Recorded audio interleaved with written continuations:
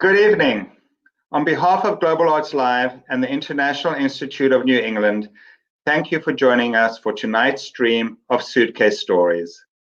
I'm Maury Aronson, the Executive Director of Global Arts Live. Based in Cambridge, Massachusetts, Global Arts Live is a nonprofit organization that presents approximately 60 performances a year on stages across Greater Boston. For the past 2 years, we have partnered with the International Institute of New England to present Suitcase Stories at the Somerville Theatre. This year, we're coming to you directly from wherever you're tuning in from. We are committed to keeping our digital programming free, so those who have been hardest hit by COVID-19 can participate. But we are asking those of you who can, please donate generously. All donations that come in tonight support the International Institute of New England and help keep global arts alive. Donate now at globalartslive.org/Suitcase Stories. A very special thank you to the Abudi Consulting Group for their support of the programming tonight. And now I'm pleased to welcome Cheryl Hamilton, our host for tonight's Suitcase Stories. Thank you, Maury. It's great to be here. Thanks. Hi, Cheryl. Good to see you. I know we're not backstage in a theater, but we are coming to you from our living rooms. That's really great. So this is really episode 1 of Suitcase Stories. We'll be back with episode 2 on December 5th. We hope everybody will join us for that. So are you ready to take away episode 1? I am. Thank you for having us, and I'm excited to share the stories tonight. And again, more stories on December 5th. Hi, everybody. Thank you so much for tuning in, as Maury said, and supporting 2 important nonprofit organizations. I'm sure, like me, you have really felt how important arts are in our life as a source of comfort, a source of joy, and I know that we're all eager to be back in spaces together enjoying it. We also know how important it is to support immigrants during this time who have been disproportionately affected by the pandemic. At the International Institute of New England, we have been incredibly involved in people's lives in new and similar ways as before. For those of you learning about the International Institute for the first time, we are one of the oldest and largest nonprofit organizations serving refugees and immigrants in Greater Boston, in Lowell, Massachusetts, and in Southern New Hampshire. Some of the services we have delivered and continue to even now remotely and virtually is our refugee resettlement program, our English instruction, employment and skills training, and critically legal services. So if anybody you know in your life or you yourself is in need of those services, you can reach out to iine.org. But our 5th area of work is the one that I have the privilege of stewarding, and that is Suitcase Stories. It's an initiative we started in 2017 to raise the profile of refugee and immigrant voices and also find ways to build more welcoming and inclusive communities.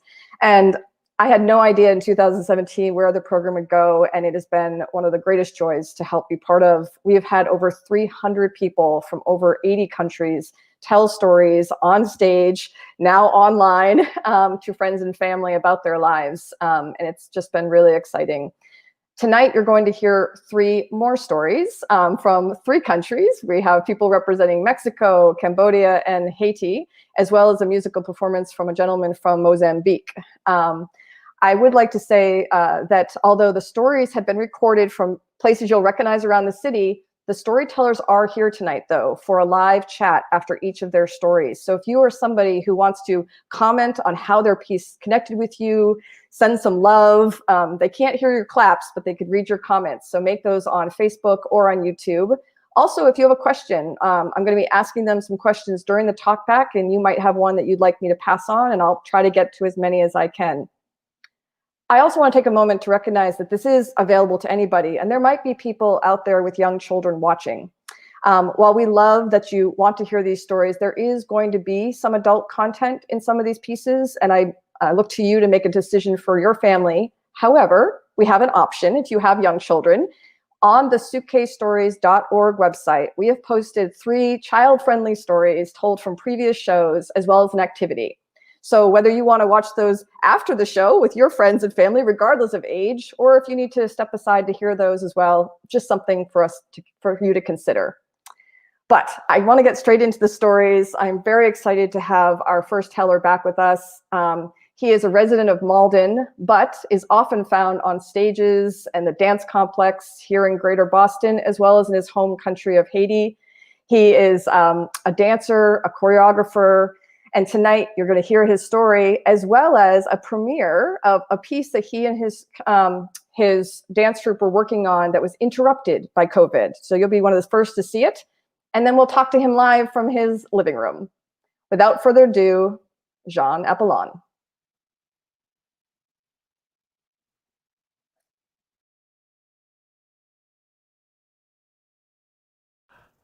I was 9 years old. I remember seeing a beautiful woman teaching Haitian dance on TV in my country of Haiti. And my father was, "What you watching?" I'm like, "I'm watching dance," because this woman was teaching a lot of movement. But her voice was very strange because she wasn't speaking my language well. Because I felt like she had a heavy accent. And long to know that she was African American who came to Haiti. Her name was Lavinia Williams, and she was teaching Haitian dance. And to me, that was so impressive to hear the drums, to see her body moving.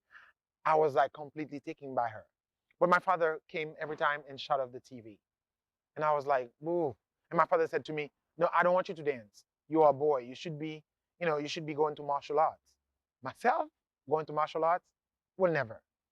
Somehow, years passed, and I went to school. I was in school in Haiti, and I grew up pretty much that time. I think I had my second brother who came after me, and my mother. We were living very nicely. We used to go to school.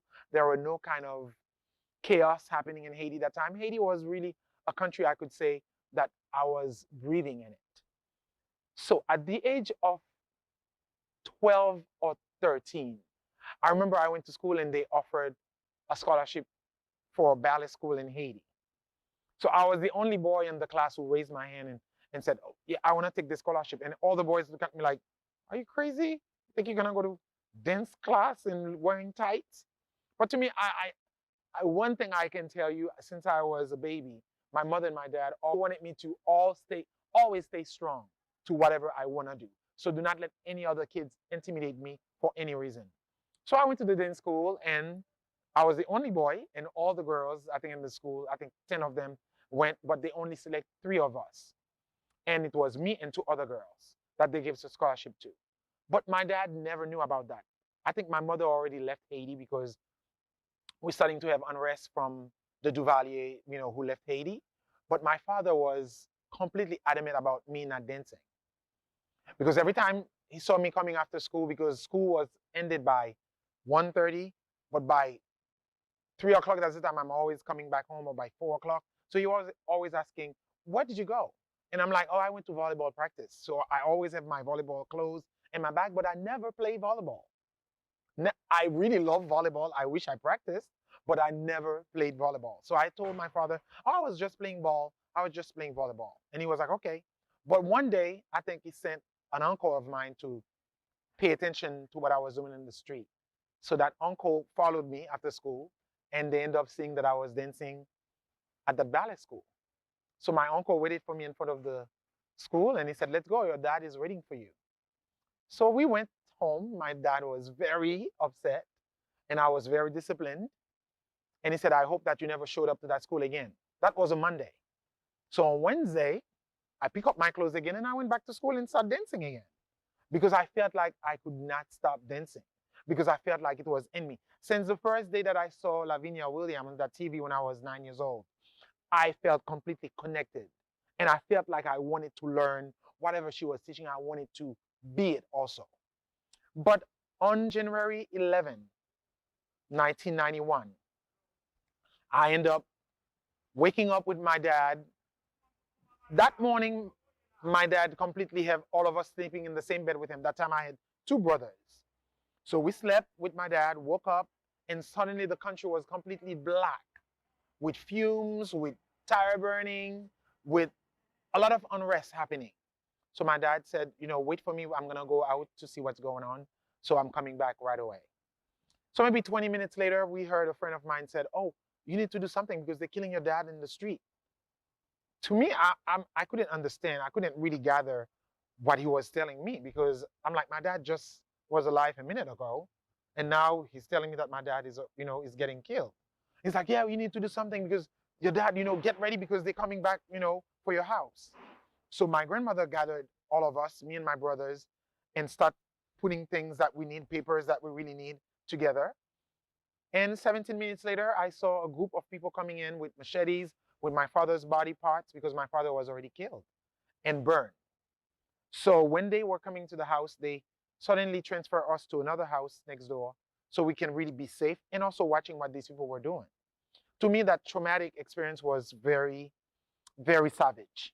And knowing that, how loving my dad was, to see that these people didn't even know who my dad was, and end up killing him like this, was tragic to me and my family. But after my father's killing, we went on hiding for like 6 months. I was completely numb. I didn't have no feelings. I didn't have no way of thinking.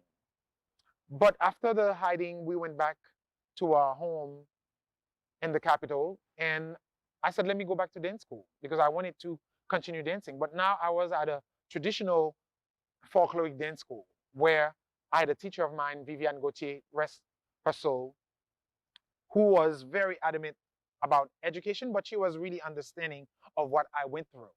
And she was like a mother figure for me. So she asked me, what do you want to do with your dad experience? I didn't know what to answer her. I said, my dad is already dead, so I don't know what I'm going to do. I'm just going to try to live my life the way I can, but I don't know what I'm going to do. But she was really stressing me to understand that I can use dance and the music that I'm listening to as a way of healing myself. Because she knows that in Haiti, there were no therapists, there were no center that I can go to find help. So she told me that use dance. The thing that you are doing, you can really save a lot of lives with it. I listened to her, and we left Haiti maybe a year and a half after that. So we came to live with my mother here in Boston. As soon as I landed in Boston, I thought I was in paradise. But a few days later, I really understood that, it wasn't paradise the way they said it, because came to Boston, I've seen some trash a little bit in the street, not like Haiti, because here you find a lot of order.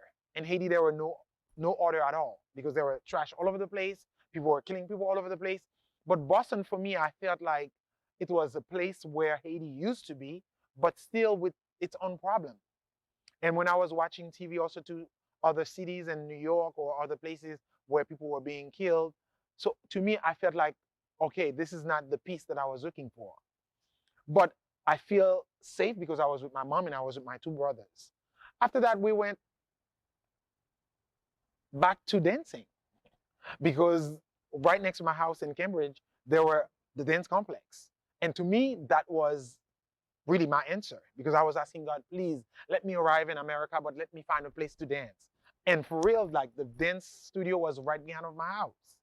But my mother was like, if you go to that place anytime, I will definitely send you back to Haiti.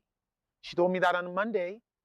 On a Wednesday again, I went back to the dance complex and started dancing. So for me, I feel like dance was part of me. I had to really plead with my mother, and having teachers coming from my high school where I went to, Cambridge and Latin, come and speak with my mother to tell my mother how important it is for me to dance. I ended up having a scholarship to go to Joffrey. I ended up touring the world. I ended up going to Alvin Ailey American Dance Theater. And really, my life became very complete with my training, but also with my experience. And that's just why I was able to go back to Haiti to give back to my community in Haiti, but also to even here in America, coming back to Boston to teach dance at the Boston Ballet, to teach at the dance complex, to have my own dance company. For me, I feel like dance really instilled in me so much good and so much healing. And through COVID now happening, I feel like it is another tragedy, it is another trauma, but with everything that I've been through in Haiti and everything that I've been through in my years, I felt like I could definitely overcome that. Because through COVID, we're still teaching online, we're still teaching with distance, we're still teaching with our mask on, we're still teaching with our community, and we're still being one with the community. So I feel like dance gave me a voice gave me a power and gave me a healing that no other institution could, could give me. So for that, I really encourage my community. I really encourage, myself to continue to focus on how I can be more in tune with myself, in tune with the world, and in tune with my community that I truly love. So for that, I say thank you to dance, and I say thank you to the world.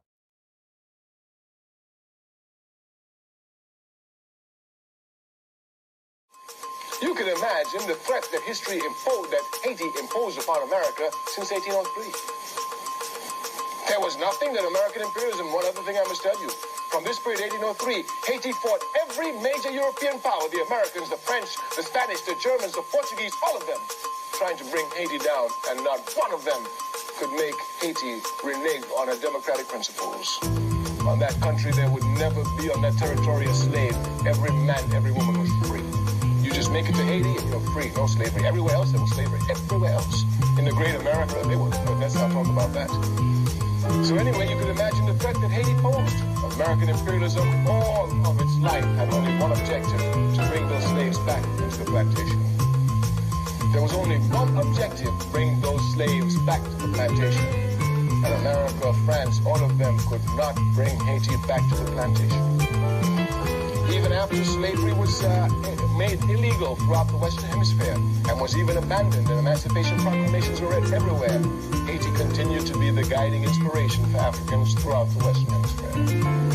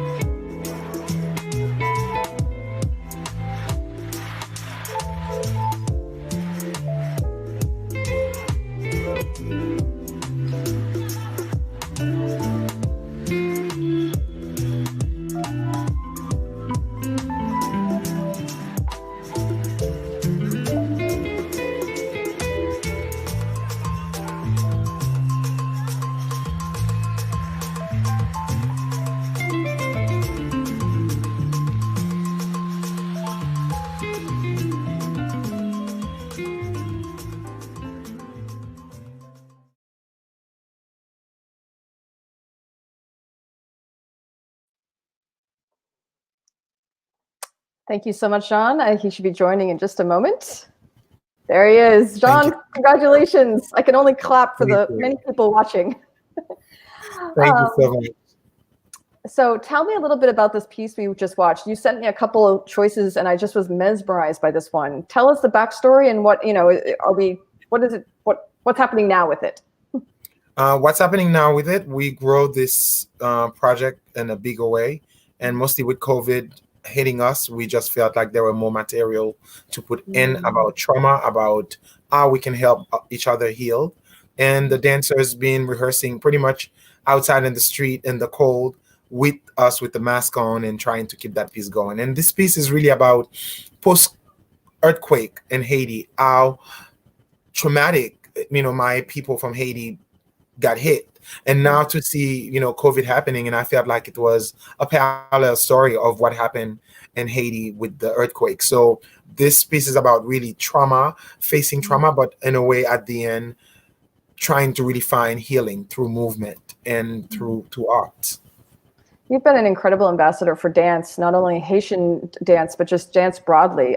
Many people, I'm sure, who are watching have tuned in to your Saturday, or gone to, when we could, the Saturday morning events at the dance complex. But even now you're doing them online. You're like hosting dance from your home. How does that, why are you doing that? Why is that important to you? It is very important to me because without dance, I think I'll be definitely damaged. And through COVID, we've been able to teach online. This morning, actually, we had a class for children from age of 2 to 9, I think. And we had kids all over, from Paris, from Venezuela, from Haiti. So we had a bunch of kids in America, kids who speak different language. But this morning was magic because we had at least 15 kids on the Zoom with their parents dancing. So for us, we just want to continue to share hope, because I feel like dance is hope, dance is healing. We're trying to continue to do that through every community possible.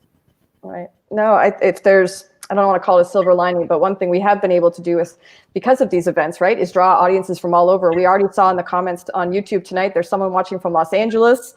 I know I have friends in Baltimore watching. I'm sure you have friends. Yes. For people that don't know you as well as those of us here in Boston, tell us about the work you do in Haiti with young people to get them interested in dance like you did. In Haiti, we go and try to give space for 50 kids. Sometimes we try to give space for 75 kids. We go and audition, but audition not really to the sense of scaring the kids, but to really see how the kids' interests are, and also to let them know that this is a serious program, because we're there sometimes for a month and we just work 8 hours a day to really bring dance technique. We bring a plate of food to kids who never ate, because it's really the unprivileged kids that we serve in Haiti. And at the end, we have a huge show with their family, community, and the people who support the program to come and watch the kids and really see how dance can really give hope in the life of those kids. Because some of the kids that we choose, they never danced before. They never understand what technique is about. So to teach those kids, and after a week to see the transformation, to me is just incredible. It just really brought me back when I was a young kid going to dance school and really be able to achieve what I achieved today. I just want to give the same opportunity to the future kids in Haiti and around the world. We just got a question from our audience. It says, how do you feel about your identity when you go back to Haiti? Is it seamless? Does it change? It's a big change, but it's a big change for people who sees me as, oh, this is the American who's coming in, and sometimes they get the shock of their life when they see me dancing my Haitian folkloric dance. Most of the time they're like, how can you really know this? I'm like, I was born in this, and I was born to do this. So for me, I'm passionate about my culture. I'm passionate about my roots. And every time I go there, I'm not really mad about people who think like I'm American. I just feel like, they always want to associate you being disconnected, but I'm not disconnected, because I'm completely a Haitian grown, Haitian born. But of course, I'm a part of America. I'm a part of the story now of America, but I want to make sure that I continue to fight for my country, who's facing a lot of demons for the past years. Yeah, well, you've been an incredible ambassador both for dance and your culture and your country. So I'm very grateful. You actually remind me. So Suitcase Stories, as we've evolved, now goes into schools. We work with elementary, middle school, high school, college, and there was a young woman who was US born last year. Her parents were from Ireland, and she always felt like, I don't know how to feel connected to their culture. I don't know what that looks like. And she discovered Celtic dance, and she did it all through middle school and high school. Left it when she went to college and realized there was something deeply missing in her life, and it was Celtic dance. And she says, I've never been to Ireland, but this is how I feel connected. So everyone should find their dance. I wish we could talk more, Jean. Thank you for sharing your stories always. You're a bright light in our community, and we're very grateful for you. Thank you so very much, Cheryl, for this opportunity, and global arts in general. When all the audience watching, I just hope that we can continue dancing. You can check our website. You can be in our classes. We're still going to be dancing through winter. So please stay strong. And COVID is going to be over very soon with the love and passion for movement. Yeah. And again, in the links, you can see Jean Appolon Expressions.org, and make sure you find him. So I'm going to say goodnight because I need to introduce our next storyteller. Just so exciting. Our next storyteller is someone that I recently met literally a month and a half ago. Suitcase Stories is not only in schools, we also are in businesses now. We work with corporations to raise the profile of immigrants within their companies and other people who have migration stories to honor the diversity. And we recently had a custom showcase with Biogen featuring voices from the Latinx community. 5 employees who had not done storytelling bravely shared their lives with their colleagues. And all of them were excellent. And I invited one of them to join tonight. He is very familiar with Massachusetts, Mass Ave, and very close to the Dan Complex because he's a graduate of MIT. He's an alum from MIT who studied engineering and now works at Biogen. And that is as much I'll say about his story because I want you to hear it directly from him. So without further ado, Luis Cardenas.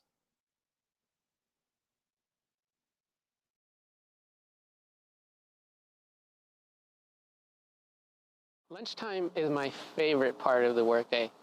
I wait anxiously for 12 o'clock. My coworkers wait for me so that we can go down to the cafeteria together. The food is always free, paid for by the company Johnson & Johnson.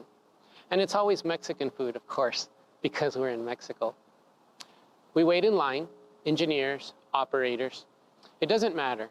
With the tray in our hands, we're all the same, just people waiting to be served. Everybody's laughing and talking. Somebody says a joke, and I have to stop eating because I'm laughing so hard. Is it true that you went to MIT? Yes. Well, was it hard? Is usually the next question. Yeah, it was pretty hard. And what are you doing here in Mexico? I was born in Ciudad Juárez, Chihuahua. My parents brought me to the US when I was little because it would provide me with better opportunities. I did well in school. I learned English. I like science and math. And when I turned 17, I was admitted to MIT. I didn't know where it was. I didn't know about Boston or Cambridge. For the first time, I felt that cold wind that burns your face, and I saw piles and piles of snow. The people were cold too, and a bit rude and mean. The first semester, I failed chemistry. I had never failed anything. I went to one of those benches that lined the Charles River and sat down, wanting to be alone and feeling sorry for myself. People deal with adversity in different ways, and my way was to look for love. So I went online, and that's where I found her. 2 years later, we were married. My parents said that was not a good idea because I still had not graduated. But try telling that to a young person in love. How lucky I was to have found her. Through her encouragement and support, even in those nights that I couldn't sleep, I was able to graduate. And then we wanted to start a family. But living thousands of miles away from parents and relatives would be difficult at best. So we rented a U-Haul, we packed our stuff, and we towed our crappy blue Ford Tempo across the US. 3 days later, we were back in Mexico, but I still didn't have a job. So this time I went on mechanicalengineering.com, and there I found a headhunter. I thought Johnson & Johnson only made baby powder. It turns out they also manufacture medical devices. So I was hired, and we started a family. And I wish I could say that's the end of the story.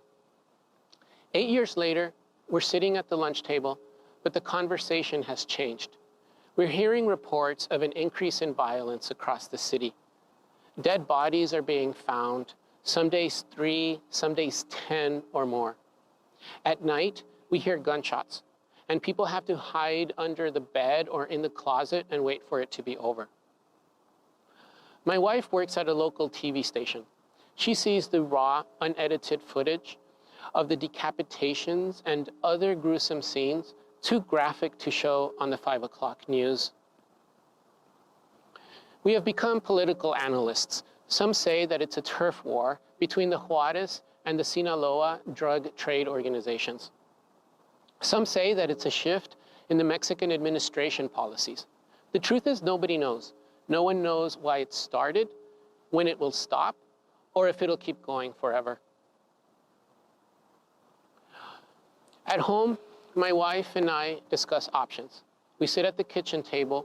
Some of my friends are deciding to leave the city, and some are deciding to leave Mexico altogether.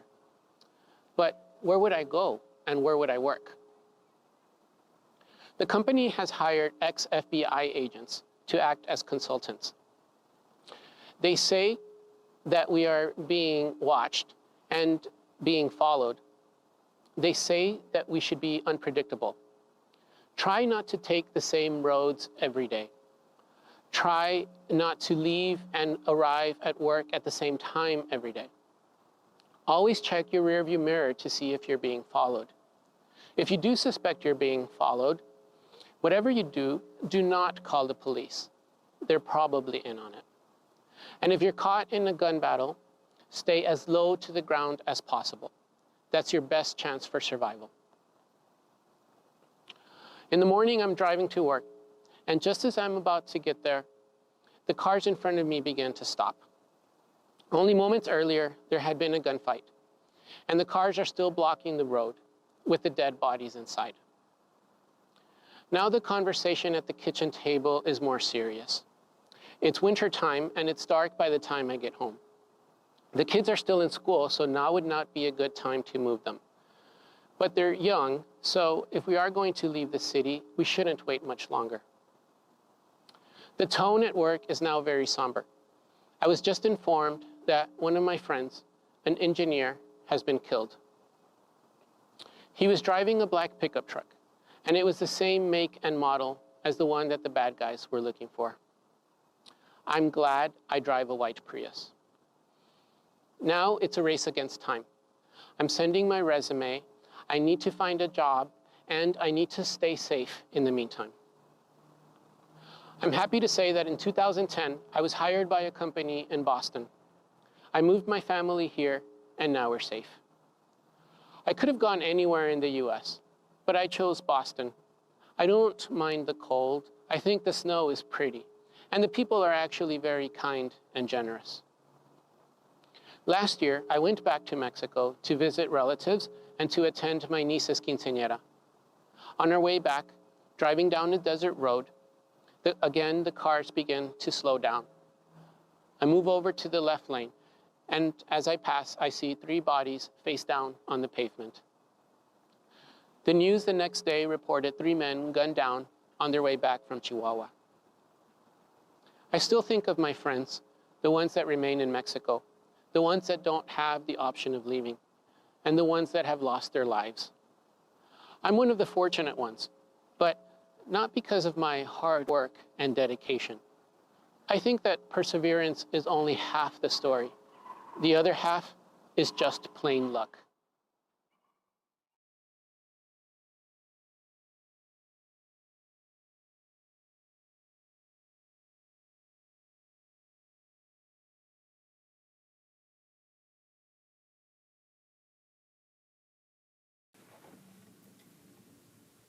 Hello everybody, my name is Albino Bier from Mozambique. I moved to the US in 2009 to attend Berklee College of Music. And I'm currently living in Boston, specifically here in Cambridge, where I'm recording this live performance. The first song I will perform is Zolambilo from my second album, Mafu, sang in my mother language, Shangana.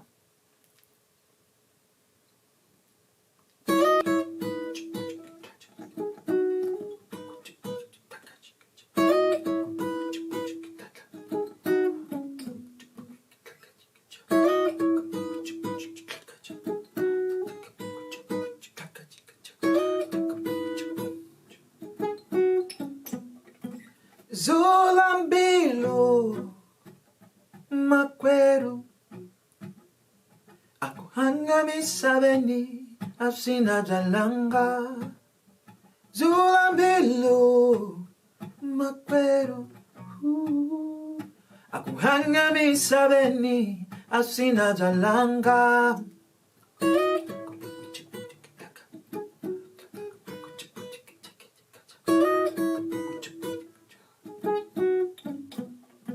Zulambilo makwero akuhanga misabeni asina jalanga Zulambilo makwero akuhanga misabeni asina jalanga du du du du du du du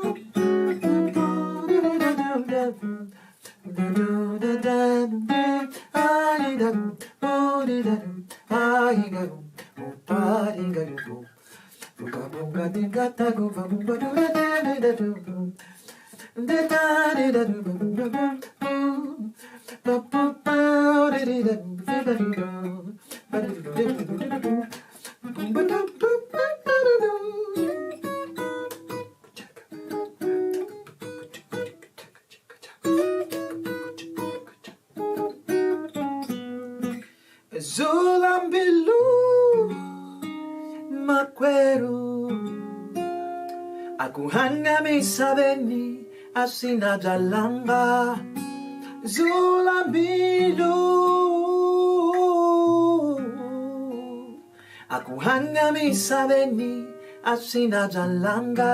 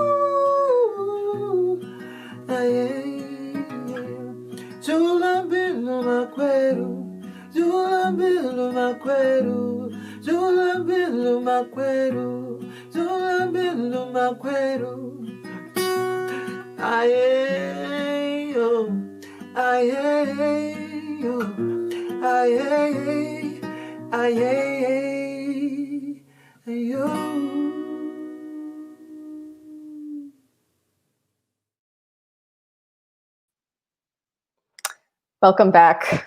Okay, be honest. How many of you were doing this? I was like loving that tune so much as I love Luis's story. Before I invite him on to do a live talk back, I want to remind you that this any donations made this evening will support the Global Arts Live as well as the International Institute of New England, making sure that we keep arts alive in our community and also making sure that people most affected by COVID have the resources they need to pay their rent, to secure food, to make sure they have the technology to keep their kids learning at home. So anything you can give. We are overwhelmed. There are over 250 people watching tonight. I am humbled. We have over, I think, almost $600 right now. Maybe you could get us over $1,000, $10, $20, whatever you can do. But most of all, we're just grateful you're watching and hearing these important stories. So with that, I want to invite Luis, and to make a donation, you can go to Global Arts Live to the Suitcase Stories page, and it will directly fund both organizations. But let me invite Luis Cardenas to the screen with me from his house. Hello, Hi. how are Hi, you? Cheryl. Good, how are you? Good. How does it feel to have your story shared with, 250 people? Well, I'm very grateful that I was given the opportunity to share this story. I think it's important to tell the news that's not always reported, because it's become commonplace now, and there are other more important things on the news right now. If there's more important, it's just making room for everybody's stories. I do want to take a moment. There was a photograph put up after your story of a man named Arturo. Can you tell us who he is to you? Yes, he's a friend of my wife, and a coworker. They worked together on Channel 26, and on the weekends he was the anchor. My wife was the assignments editor, and less than a month ago, on October 29th, he was killed as he was leaving the TV station. I'll never forget that date, because that was also my wife's birthday. He had wished her a happy birthday. He sent her a WhatsApp text message, and she replied and then thanking him, and she never got a reply back. Only minutes later, he had lost his life. And I actually got your email while on a call with my other directors at the International Institute, and I shouldn't always check my emails when I'm in meetings, but I did, and checked yours. And I just said to my colleagues, like, this is why we do this program. I think what's unique about Suitcase Stories is that often we're telling stories from our past, but the past is very present. And so obviously we're very sorry for your loss, but I think you've also honored him here tonight by raising awareness to what is happening in your community. But you're in a new community now. You straddle two worlds. I deeply related to the jokes you made about Boston first coming here. I didn't want to move to Boston. I found people cold. I don't feel that way anymore now that I have my storytelling community. But what has helped you really feel a sense of belonging here? And what can we do to help other immigrants have the same? I think getting to know the people, getting past that first perception that you might have, and over time I've learned that the people deep down are very generous, as I said in my story, very kind, very different than the first perception you might get. So just getting to not blaming anyone and not having any prejudice, I think, would be my advice. Yeah, and I don't know if you can speak to anything about the workplace, not necessarily just Biogen or any place. What can we do as colleagues in a workplace? There's so much attention right now to make sure that everyone feels safe and encouraged and same opportunities. Is there anything that's helped you being from Mexico but working in a U.S. company? Well, I think I have a deeper appreciation of the Boston area and everything that we have here. In a normal year, all the things that we could do. I try to be as understanding as possible, and I think if we can all be that way and attend events like these where you can learn more about what's going on in the world, it can make us all more tolerant and understanding. And I think if the more we learn, it can only be good, right? It's interesting. You discovered that one of your colleagues at Biogen, you come from a similar background and grew up in a similar place, and I understand you're having lunches now. I love that. Like, there was this new relationship fostered. And then I actually shared your story with a young woman at Brandeis who performed at Suitcase Stories earlier this week, because she's from Juarez, and she was only 22, and she talks about what it's like to have the trauma carried with her, and trying to both carry the trauma but not being brought down by it. And I think I said, well, there's a gentleman who's telling a story on Saturday night. You should listen to his. And again, not keeping these things secret, really bringing them out there. I think, yes, that's important. And thank you for the opportunity to, so that I could share this. Well, thank you. So I know your family's upstairs with the dogs. Yeah. I'm going to say goodnight to you so you can bring on our last storyteller. But thank you again, Luis. It's been a pleasure getting to know you. Thank you. Good night. All right, we're down to our last storyteller. I also want to acknowledge that was a beautiful piece by Albino Mebai. He's who you can find on Facebook and all over. He's a Berkeley grad or Berkeley student, I believe. Forgive me. But our last storyteller is someone that I know well. She is. We honored her at the International Institute last year at our 100th anniversary party in Lowell, where we honored over 100 people who had welcomed and assist refugees and immigrants throughout the years. She has volunteered tirelessly for 2 decades in her community. She's well known on feels like every board in Lowell, always out there. Last week, she was spending the morning cleaning up the rivers and the afternoon working on Suitcase Stories. She is a very busy lady. And we are particularly excited because she was also elected as the first Cambodian American woman to office at a state level anywhere in the United States in history. So without further ado, my good friend, Vana Howard.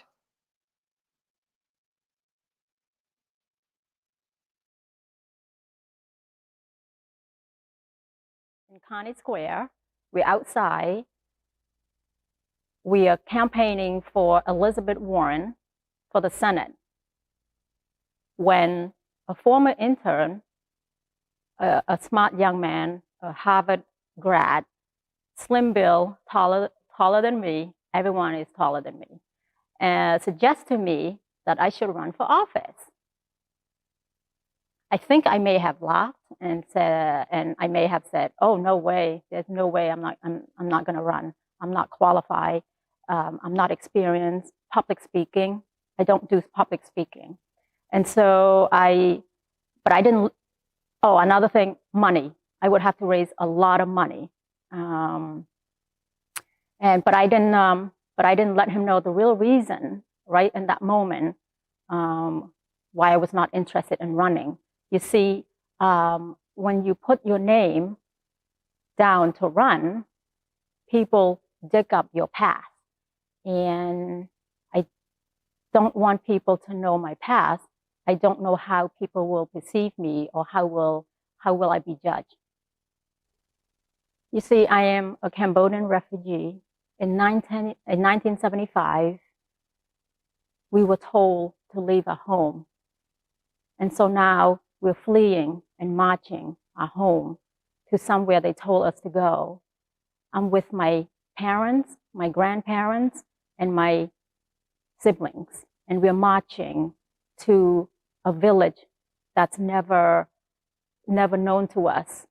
And we're running to somewhere that we were not familiar with.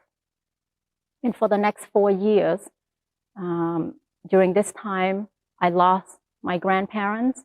I lost 3 of my younger siblings, and then my father. My father was the last one to be killed. And now I'm just left with my mom. And then shortly after that, my mom was gone. I wake up one morning, she disappeared. And I was left alone at the home for children. There's about a few of us. I don't remember how many, but it's probably about 10 of us, with one adult overseeing us. And I remember we were left alone, and so we were trying to survive. We did everything we could to survive, and so we are roaming around looking for food. I would crawl at nighttime under the barbed wire to look for food, to look for potatoes, for whatever we could find to keep us alive. And then she returned, my mom returned. And I remember that I gave her the longest hug, that I just didn't want to lose her again. And then we were told we were allowed to return to our home. And we returned to our home. And then shortly after that, now my mom is a widow, just me and I. She remarried a man from the same town. And after she married him, again, we're leaving home again, we're fleeing in the middle of the night. We're leaving to go to Thailand at the refugee camp. That's where we stayed for more than 2 years. And after that, we settled in the state of Massachusetts. We're in the United States. Things are looking better. It's September when we arrived in the United States. the weather was cooler than where we left, which was Thailand. It was hot. And then within a few months, there was snow. It was the first time we saw snow falling for the first time. And then shortly thereafter, one day when I came home from school to see police officers and learned that my mom was held up by two masked men with guns. And so that's began the journey of us moving again to another place. And during that time, I was thrown into 7th grade, learning English for the first time. I remember learning to say, hi, how are you? And I remember learning so hard to say, my name is Vana. And so I remember learning that, to say that very hard. It was always, every day I would say, my name is Vana. And then, you know, in between learning English, thrown in at the 7th grade, there were kids throwing snowball at me, that I was afraid to go to the bus stop. I asked the bus driver to pick me up and drop me off in front of my house, which he did. And so that, I appreciate that so much.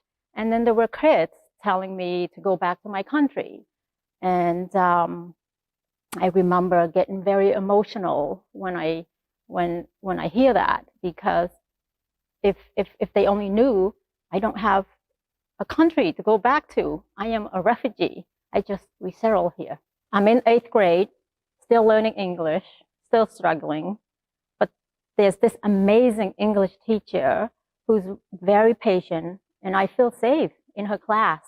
She's just a wonderful person, and I wish that I could go to school 7 days a week, because back at home it's very unsafe. My stepfather becoming more abusive towards us, and it was really a house of horror. I didn't want to go home. I didn't want to be abused every day, because basically it was every day going home. I just didn't know what's waiting for me at home, and so I decided to run away, to leave home. And I left, and I went to a woman whom I know in the community, a white woman, who actually she's helping refugees, helping us in the community. And so I become friend with her, and I ran away and I went to her house. I'm now in my 2nd year in college, and my stepfather was stalking me outside of my classroom. I met a man at that same time, and we fell in love, because my stepfather has been looking for me. He suggests that we go to Buffalo, New York. That's where he's originally from. While in Buffalo, New York, I became pregnant. And that's when my ex said to me, you need to have an abortion, because we're struggling financially. And I say, I'm not going to abort my daughter. I'm going to keep my daughter. And that's when the relationship started to not go well, because I have to defy him. And so my ex started behaving like my stepfather. So the situation at home is now unsafe again. I decided to pack up and leave the situation with my daughter and go to the woman's house, the woman who I went to when I first left home. My daughter and I feel safe there, happy to see her and happy to be with her, and my daughter. She cooks for us, she makes us feel safe, and my ex wouldn't come around when she's there. But then one night when she was not there, at the corner of my eye, I see my ex coming out from a closet. And the next thing I know, I end up in a hospital with a broken nose. I believe he hit me so hard that I passed out. From the day I left him, for the next 25 years, my ex followed me. He would follow me to my jobs. I left many jobs because he would show up in my job, or he would call my job to threaten me. And so I've been running from many different jobs. And then I decided to volunteer in the community just to keep my mind off from my personal, painful life. And I got a job, my first professional job at a law firm as a bilingual secretary, and that's where I met my husband. My future husband, actually, when he learned that I was single, one evening, he asked me to go for a drink. And I think I started to laugh or giggle because I didn't know what that meant. Go for a drink? I never done anything like that. And so I simply said, I'll think about it, but I wasn't sure whether I was going to say yes or not. So for the next 3 months, so he asked me this in January, for the next 3 months, we're now in April, Cambodian New Year. And he asked me again. In my culture, the Cambodian New Year is it's a happy time. You start anew. And so I didn't want to start my new life on a negative note. So I finally said yes to him to go on a date with him, to go for a drink. Still, I don't know what that really means. And so I said yes. And so I showed up to the date with my daughter. And he didn't actually have any reaction to it. He was actually good to my daughter. He was talking to my daughter the whole time. And the next day, I was telling my coworkers, whom I became friends with, and I told them that I went out on a date with Greg, and I brought my daughter with me, and they were surprised, and they said to me, "You did what? Who does that?" 3 years later, we got married by justice of the peace. Now we're in 2020. I'm in Florida on vacation with my family. I started to receive calls and texts from people back home in Lowell asking me to run for a state rep. The seat is open. They said, "Lowell needs you. We need you to run." And then a month later, the pandemic happened.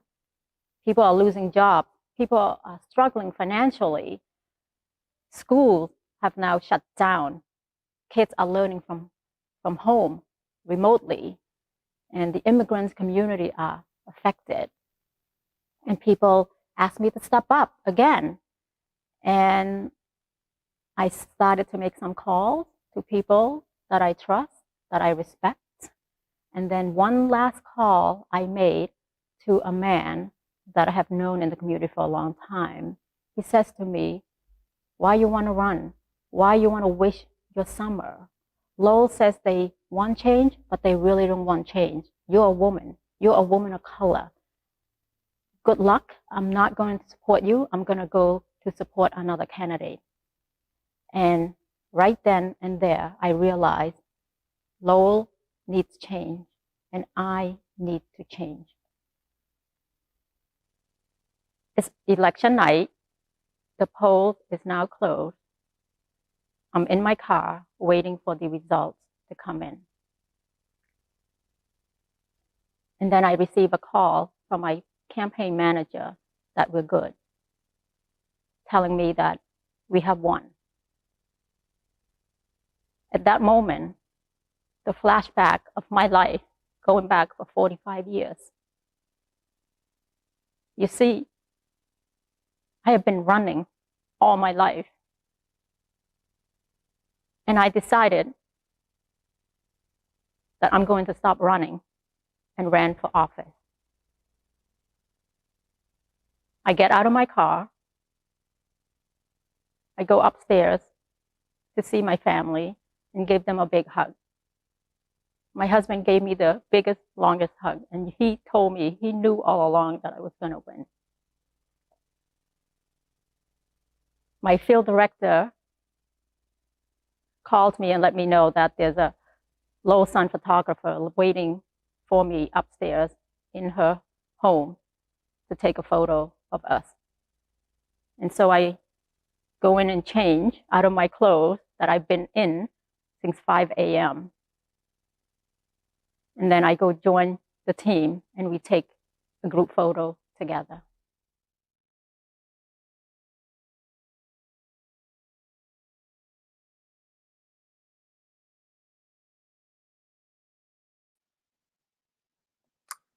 Welcome back, Vana. Are you joining me? Yes. Hi, Cheryl. Hi, everyone tuning in. Hi, friend. As you can imagine, Vana, I've been wrestling with like the exact words to follow that story. And the best thing I can come up with is that there are days that this pandemic is frustrating and being socially distant. And I wish nothing more than if we were in the Somerville Theater together right now and you could hear the sustained, long applause that I know you're getting from people's couches, and that you are just a tremendous, tremendous person. And I'd be on my feet. So congratulations. I also know, because we've talked about this story for 3 years, that this was a decision you didn't come to lightly to share it. In the same way you didn't come to the decision to run for office lightly. What finally made you realize that you wanted to share it? Just the same as I was telling in my story. I just didn't want to hide behind the scene. I wanted to stop running. Other people had worse thing happen to them, and I didn't want what happened to me to define me. And so it was time. It was time for me to stop running and tell my story. Well, you and I also were talking about how the first time I asked you maybe to tell a story was 3 years ago. I couldn't believe it. I was just doing the math. And you and I both said this week when we recorded this, it would have been a very different ending. And who knows what the ending would have been, and what a tremendous ending for the state of Massachusetts, for Lowell, for the country. What are you looking forward to doing as a new politician? You've always been behind and helping other politicians. Well, when I decided to run, it was simple, just to get things done. We need to have tax equity. We need racial equity in school, in education, equality, climate change, and so on and so forth. And more now than ever in this pandemic. Friends and colleagues, people were calling me to step up, telling me this is now in a pandemic, we need you, Lowell needs you. And so telling me that I'm a formidable candidate. So because of almost 30 years, people have seen me here in the city of Lowell. They have seen me everywhere, show up to everywhere. True. And I just wanted to say, Cheryl, thank you for not giving up on me, for not giving up on asking me. Well, yeah, I do over the years, like you said, I keep saying no to you. I wasn't ready yet, so thank you for continue to ask me. No, we both could cry. The first time you told it to me, it was unbelievable, and it felt like a gift. And I said, tell it when you're ready, if you ever want to be ready. And when I reached out to you after you won the election, as I said to everybody, by the way, if anybody wants to tell a suitcase story, you get to choose what story you tell and which part of it. So I said to you, I was like, you know what, maybe just tell the election part, because I'm just curious as a woman what it was like to run for office. And you said to me words I never thought I'd hear, which is, I actually want to tell the whole story. And it goes without saying, I was not an easy story to tell. But again, you're going to get lots of love in the comments. So is Luis and Jean. Please, it's very hard to tell a story to a screen, to a camera, not showing how people are reacting. So if you want to send some love, please do that. I'm sure Vana would love to hear how you connected with it. Because I know for you, it was also important to stand up for women and to speak out, particularly during this time, and not be afraid of that. And I'm sure there's lots of head nodding happening at people's computer screens right now. So what are you looking forward to in the coming year, even personally? What's your next days look like ahead? We're getting ready for orientation, to be sworn in as a next state rep, and do the best that I can to represent the people in the 17 Middlesex district. And I'm sure you will. I could talk to you for a lot longer, but we do have to wrap up this evening. Everybody, thank you for tuning in. This has been another wonderful evening. I wish we were again together, but this is not a time to stop the stories. It's actually a time to lift up more stories and get more out there. So Vana, thank you for yours. We did find out that we crossed the $1,000 mark. If anybody wants to make more donations, again, it supports work that helps communities and individuals like Vana when she was younger as a new arriving immigrant. To close out, I'm going to invite back my colleague, More, who's the Executive Director of Global Arts Live. As he said at the top of the show, we have a second part to this on December 5th, all new stories. So join us back then.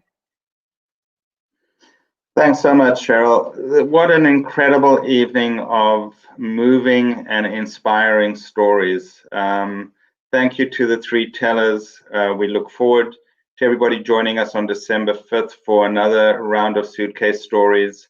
But, you know, the whole evening was so compelling, and I can say that everybody that was watching felt the same way, because when you do virtual broadcasts, normally people drop off the broadcast at a time. We stayed above 230 all the way through. So, I mean, a round of applause to the audience. I know that these were gripping stories, and we're so glad that you could listen to them and join us tonight in listening to them. And we look forward to seeing you on December 5th. Your support tonight will really help Global Arts Live and the International Institute of New England. It'll get needed services and support to the refugee community, and it'll help us, Global Arts Live, present this back live in a theater in a year's time.